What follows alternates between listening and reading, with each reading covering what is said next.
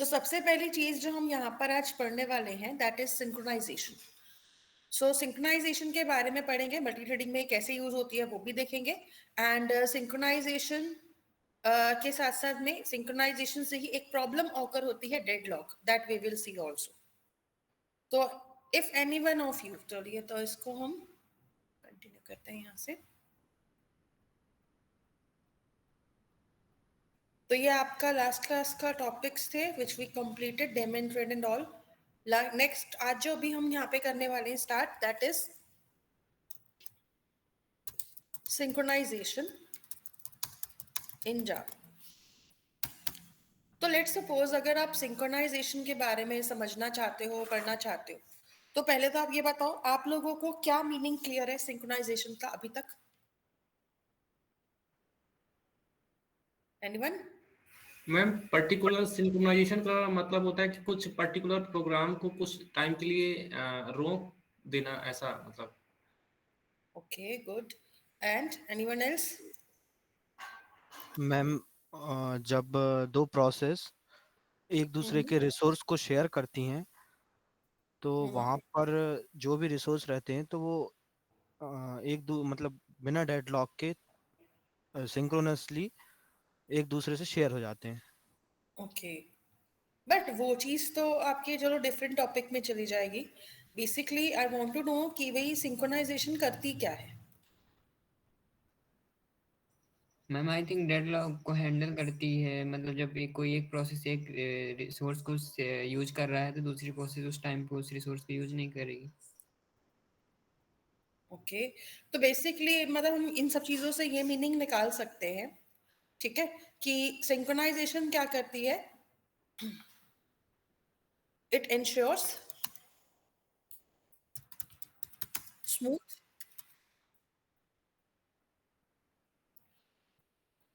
Working of multiple threads, ठीक है, with each other when they are running concurrently।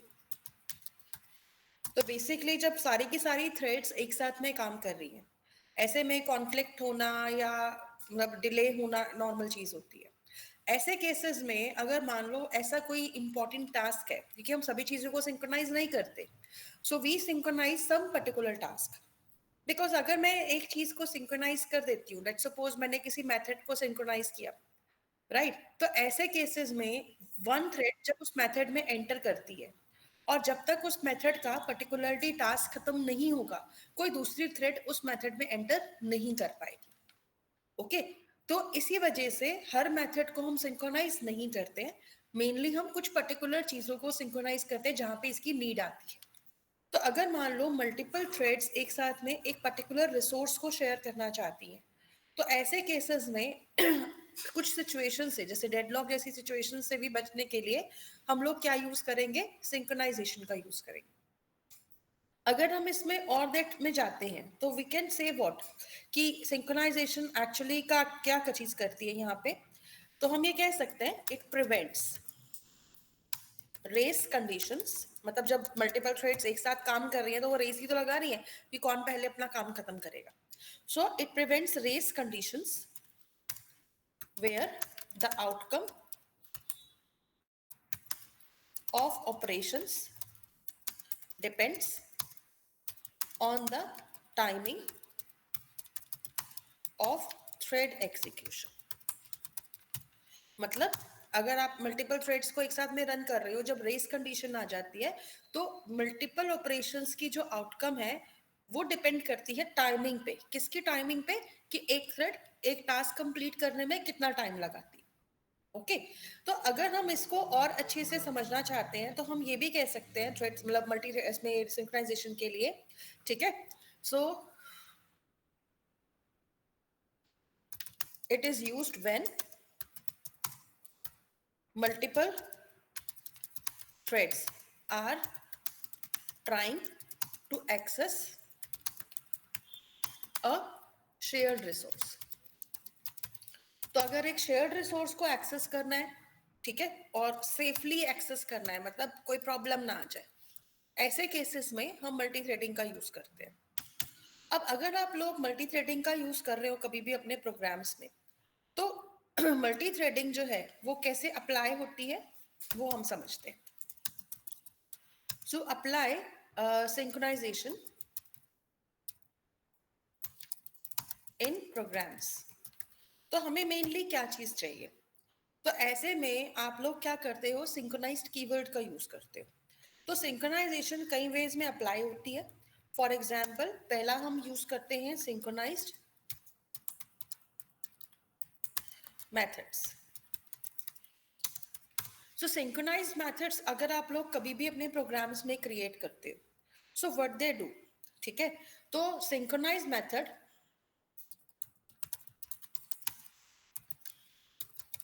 क्या करेगा? Prevents multiple threads from accessing the same method. क्योंकि अगर आपकी if one thread is already using this particular method, then other threads have to wait until current thread finishes its task with synchronized method. Okay, तो ऐसे cases में जब तक एक particular thread एक मेथड को एक्सेस कर रही है, तब तक सिंक्रोनाइज्ड मेथड किसी दूसरी थ्रेड को अपने मेथड को यूज करने नहीं देता है। So that is how synchronization works. अगर आपको सिंक्रोनाइज्ड मेथड्स का यूज करना है, तो इसका सिंटेक्स क्या होता है कि आपको अपने मेथड के आगे सिंक्रोनाइज्ड कीवर्ड यूज करना है, ठीक है। तो सिंक्रोनाइज्ड आप लगाओगे, और सिंक्रोनाइज लगाने के बाद आप लोग मेथड के लिए जो भी रिटर्न टाइप देते हो वो दोगे।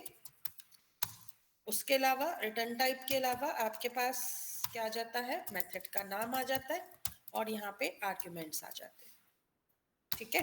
तो आपका जो भी मेथड बनेगा सिंक्रोनाइज्ड, वहां पे क्या रहेगा, इसी तरह से काम रहता है। तो एक्सेस मॉडिफायर पहले आएगा, फिर सिंक्रोनाइज्ड आएगा, फिर रिटर्न टाइप, मेथड का नाम, आर्ग्यूमेंट्स। तो इस तरीके से आप एक सिंक्रोनाइज्ड मेथड बना सकते हो जावा के अंदर। ओके, तो अब अगर मान लो आप लोगों को क्या करना है, यहाँ पर सिंक्रोनाइज मेथड का यूज भी देखना है, तो ऐसे केसेस में एक्लिप्स में आ जाते हैं सबसे पहले तो, एंड लेट्स सी कि एक्लिप्स में हम इसको कैसे अप्लाई करके देखेंगे। Let it open first.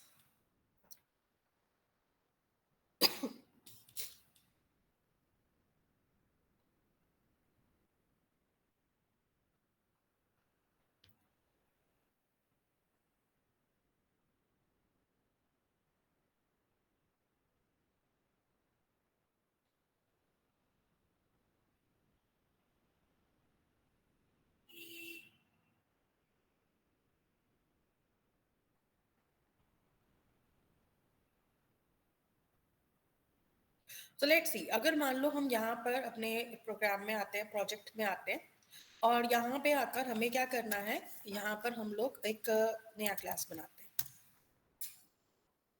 ठीक है। अगर मान लो मैं यहाँ पर एक नई क्लास बनाती हूँ और इस क्लास का नाम मैं रख देती हूँ, ठीक है, फंक्शंस डेमो। अब इस क्लास के अंदर हम लोग क्या बनाते हैं, कुछ फंक्शन बना देते हैं। लेट्स सपोज मैंने यहाँ पे एक फंक्शन बनाया पब्लिक सिंक्रोनाइज्ड, ठीक है, वॉइड। यहाँ पर हम लोग क्या करते हैं, इसमें सम कर देते हैं n नंबर्स का।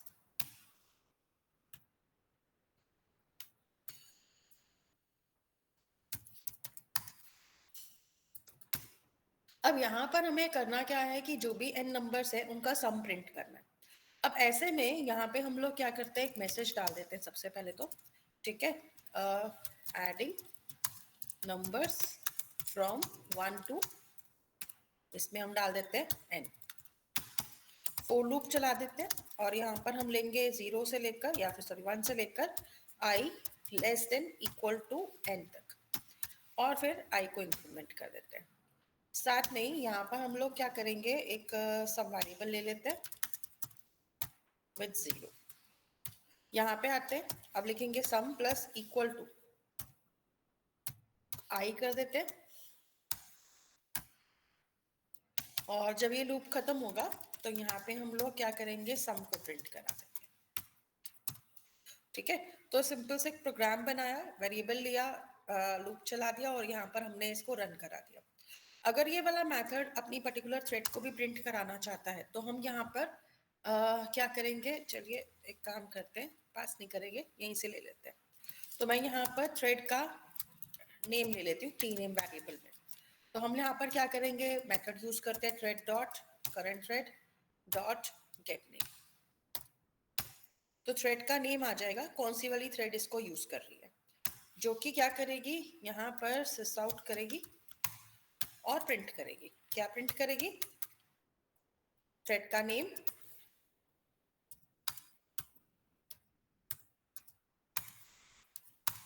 ठीक है, और यहाँ पे हम लिखेंगे एडिंग, और यहाँ पे आई लगा देते हैं। तो इस तरीके से मैसेज प्रिंट होता रहेगा। तो ये हमारा एक सिंक्रोनाइज्ड मेथड बन गया सम। ठीक है, तो अब पहले भी हमने सम फंक्शन को कई बार यूज किया है इस टाइप के, बट वो क्या करते थे, मल्टीपल थ्रेड्स एक दूसरे से रेस करती थी एंड अकॉर्डिंगली इसकी मतलब वैल्यू को ऐड करती थी। अब यहाँ पर हम लोग एक और क्लास बना देते हैं which is our thread class, right. तो मैं इसका नाम रख देती हूँ माई थ्रेड। तो माई थ्रेड क्लास जो है, इसको हम क्या बना देते हैं,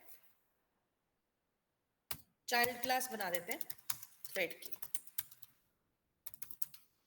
एंड आफ्टर दैट यहाँ पर हमें क्या करना है, यहाँ पर अगेन हम क्या करेंगे, इसके अंदर लेट्स सी एक n वेरिएबल ले लेते हैं, एक फंक्शंस डेमो क्लास का ऑब्जेक्ट बना देते हैं। ठीक है, और लेट्स सी, तो अब यहाँ पे अगर मुझे क्या करना है, मुझे एक कंस्ट्रक्टर चाहिए, तो हम लेते हैं जनरेट कंस्ट्रक्टर यूजिंग फील्ड्स में। दो वैल्यूज हैं, दोनों के थ्रू मुझे कंस्ट्रक्टर चाहिए, तो ये मेरे पास कंस्ट्रक्टर बन के आ गया। ठीक है, और इसके साथ साथ में हमें ओवरराइड करना है मेथड, और शिफ्ट एस करोगे, ओवरराइड इंप्लीमेंट मेथड्स में जाओ, कौन सा मेथड चाहिए था, रन मेथड, ओके कर दो, तो रन मेथड भी आ गया। ठीक है, अब ये बीच वाला हटा देता है सामान सारा, एंड यहाँ पर हम लोग क्या करेंगे, इसके अंदर हम लोगों को अपना फंक्शन कॉल करना है।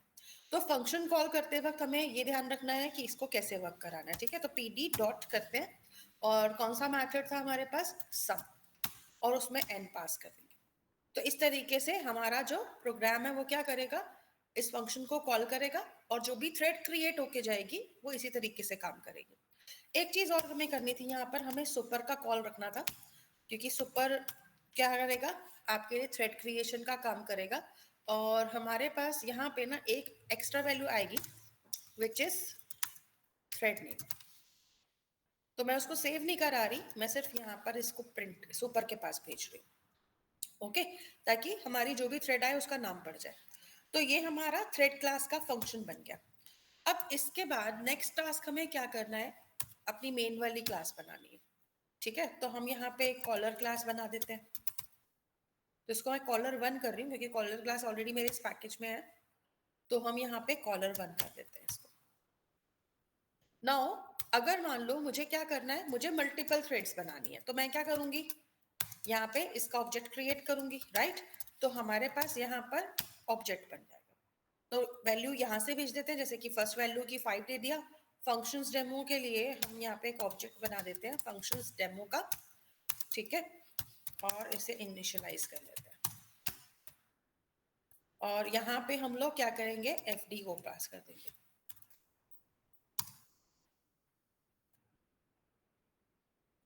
ठीक है, तो यहाँ पे हम क्या कर रहे हैं, अपनी वैल्यू को ले रहे हैं। तीसरी चीज मुझे देनी थी थ्रेड का नाम, तो मान लो मेरी यहाँ पे थ्रेड का जो नाम है वो पड़ गया thread1। अब ऐसे ही हम मल्टीपल ऑब्जेक्ट्स को क्रिएट करेंगे, जैसे हमने पिछली क्लासेस में किया। तो मैं यहाँ पे 2 ऑब्जेक्ट और बना देती हूँ, और इसके बाद यहाँ पे हम वैल्यू पास कर देते हैं, जैसे कि इसमें हमने 6 कर दी, इसमें हमने 8 कर दी। और इसका नाम हम थ्रेड 2 कर देते हैं और इसका नाम थ्रेड 3 कर देते हैं, राइट। तो तीनों ऑब्जेक्ट्स हमारे क्रिएट हो गए थ्रेड्स के, मतलब 3 थ्रेड्स बन गए। अब तीनों थ्रेड्स को रन करना है तो हम क्या करेंगे, empty1.start, empty2.start एंड empty3.start। ठीक है, तो अब हमारी जब थ्रेड्स रन करेंगी, अब आपको याद होगा जब हमने लास्ट प्रोग्राम्स बनाए थे उसमें क्या हो रहा था कि अगर मैं मल्टीपल थ्रेड्स को रन कर रही थी तो कैसे बिहेव कर रहे थे, क्या बिहेवियर यूज हो रहा था वहां पे? Ma'am Anyone? एक ही टास्क को मल्टीपल थ्रेड वर्क कर रही थी, एक ही टास्क को परफॉर्म कर रही थी। और ये भी तो हो रहा था कि किसी का पहले ही सारा टास्क हो रहा था, या 2 हो रहे थे या 3 हो रहे थे और बाकियों को वेट करना पड़ रहा था, फिर किसी यस और का आ रहा था, तो मतलब एक रेसिंग चल रही थी कौन पहले जाएगा, राइट। तो अगर मान लो हम अब सिंक्रोनाइज्ड मेथड्स के थ्रू इसको वर्क कराते हैं तो ऐसे केसेस में अब देखो क्या हुआ कि अब ये तो सर्टेन नहीं रहेगा कि पहले कौन सी जाएगी, लेकिन जो भी जाएगी पहले अपना काम खत्म कराएगी। लेट्स सबसे पहले आ गई थ्रेड 1, उसने अपने 5 नंबर प्लस कराने थे, 5 नंबर प्लस कराए, सम प्रिंट कराया, तब तक थ्रेड 3 या 2 में से कोई उसके बीच में नहीं गया। सेम काम यहाँ पर भी हो रहा है, थ्रेड 3 ने जब एंटर किया तो उसको 1 से 8 ऐड करना था, तो वो उसने 1 to 8 ऐड किया, सम प्रिंट कराया, फिर नेक्स्ट वाली थ्रेड आई। तो इस तरीके से अगर आप सिंक्रोनाइजेशन लगा देते हो ना, तो सिंक्रोनाइजेशन के केस में कोई भी थ्रेड जो है वो एंटर नहीं करेगी कभी भी सिंक्रोनाइज मेथड को when that method is working. Okay, इतना कॉन्सेप्ट क्लियर हुआ यहाँ पे सिंक्रोनाइज मेथड्स कैसे वर्क करते हैं? Yes ma'am. ओके, तो अभी आप लोग क्या करो, आप लोगों को मैं ये प्रोग्राम शेयर नहीं करूंगी, आप लोग इसको अपनी मेमोरी से बनाओ जितना समझ में आया, क्योंकि आई नो आप सबको थ्रेड क्लास बनानी आती है, आपको कॉलर क्लास भी आती है, आपको फंक्शन वाली क्लास भी आती है, बस आपको उसमें क्या करना है, सिंक्रोनाइज कीवर्ड लगाना है। तो आप लोगों को मैं ये सिंक्रोनाइज वाला ही प्रोग्राम दिखा रही हूँ, बाकी नहीं दिखाऊंगी, लेकिन बाकी आप लोग मुझे बनाकर शेयर करके दिखाओगे आपने क्या बनाया, ठीक है? मैम एक बार और समझा दीजिए, वो फ्लो समझ में नहीं आया प्रोग्राम का। देखो प्रोग्राम का फ्लो ये है कि आपकी जो कॉलर क्लास है वो सबसे पहले कॉल होगी, क्या करेगी, वो 3 थ्रेड्स क्रिएट करेगी, ठीक है। तो जब 3 थ्रेड्स क्रिएट करेगी, लेट्स सपोज फर्स्ट वाली जब थ्रेड क्रिएट करेगी तो उसने 3 पैरामीटर्स पास किए, पहला 5, दूसरा एफडी, एफडी क्या है, फंक्शन डेमो जो क्लास है जिसमें फंक्शन बनाया था उसका ऑब्जेक्ट है, और तीसरा चीज है थ्रेड का नाम, ठीक है। तो ये 3 चीजें पास करेगी, किसको पास करेगी, कंस्ट्रक्टर को, किसके कंस्ट्रक्टर को, माई थ्रेड के। तो माई थ्रेड के कंस्ट्रक्टर के पास पहली बार जब आए तो इसने क्या किया, यहाँ पे एक नया थ्रेड बनाया जिसके अंदर उसने n के अंदर 5 रख दिया, क्योंकि हमने वहां से 5 पास किया था, और यहाँ पे उसने एक ऑब्जेक्ट बनाया pd, ठीक है, जिसको ये क्या करेगा, इसके pd वाले वेरिएबल में सेव कर देगा। एंड आफ्टर दैट हमने तीसरी चीज जो दी वो थ्रेड का नाम दिया, विच इज थ्रेड 1। तो इसने क्या किया, थ्रेड का नाम भेज दिया सुपर के पास, सुपर कौन है, थ्रेड क्लास, जो इसकी पेरेंट क्लास है, ताकि जो नई वाली थ्रेड बनी है ना तो उसका एक नेमिंग हो जाएगा, उसका नामकरण हो जाएगा। उसके बाद एन के अंदर एन को स्टोर कराया और पीडी के अंदर पीडी का रेफरेंस आ गया, तो मतलब जितने वेरिएबल थे वो भी इनिशियलाइज हो गए और साथ के साथ में थ्रेड का नाम भी आ गया।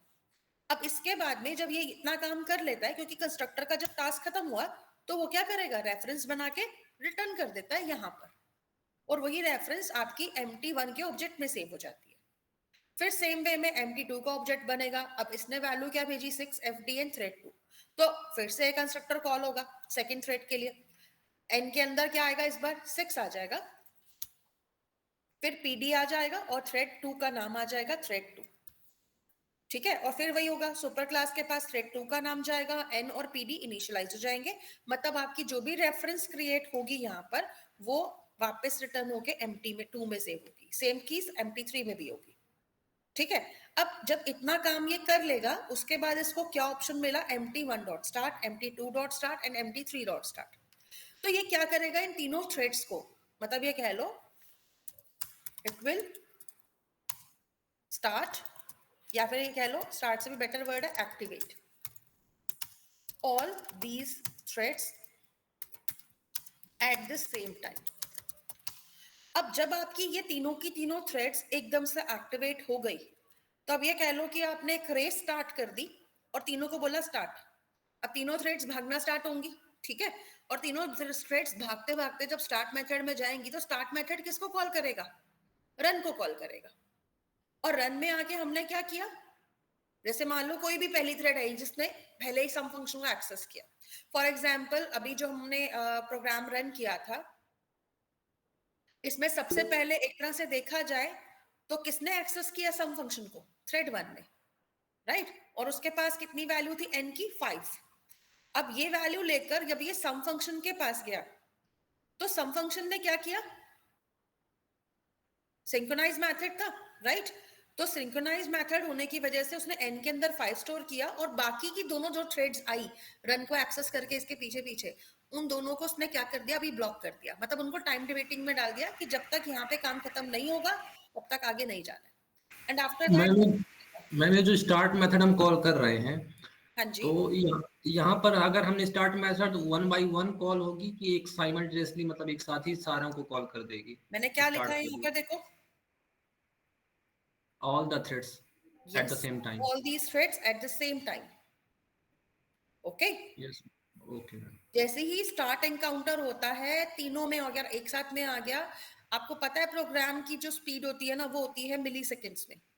अगर वो एक एक करके भी स्टार्ट करेगा तो ये कह लो 1 सेकेंड के अंदर अंदर तीनों एक्टिवेट हो गए, ओके, अगर वो स्टार्ट करता जाएगा। तो यहां पर जब ये आएगा तो अब जो भी थ्रेड सबसे पहले रन को एक्सेस करेगी और सम को कॉल करेगी, और जैसे ही सम में एंटर करेगी, मतलब मेनली ये है कि जो थ्रेड सबसे पहले सम में एंटर करेगी वही थ्रेड अपना सबसे पहले काम खत्म कराएगी। और यहाँ आके वो क्या कर रही है, बस हमने नाम ही तो गेट किया ना यहाँ पे करंट थ्रेड से, तो नेम को स्टोर करा लिया ताकि हमें पता चले कि कौन सी थ्रेड आई। जैसे हमें पता चल गया कि थ्रेड 1 आई क्योंकि मैंने यहाँ पे प्रिंट कराया था थ्रेड का नाम, राइट।